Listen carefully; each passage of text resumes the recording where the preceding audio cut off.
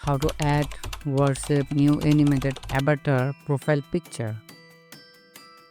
First, open WhatsApp app. At the top, tap on three dots, then tap on settings. You can see your profile here. Tap on it. Now tap on edit under your profile picture. Multiple options will appear. Tap on avatar. You can create avatar by taking a selfie or create it manually. I'm choosing manual option here. Select your skin tone, then tap on next.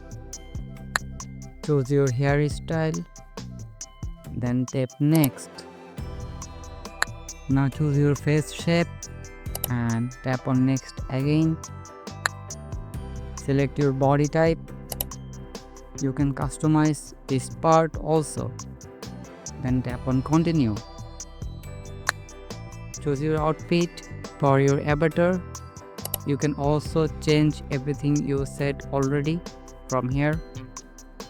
When you are done, tap on done at the top. Tap on publish avatar.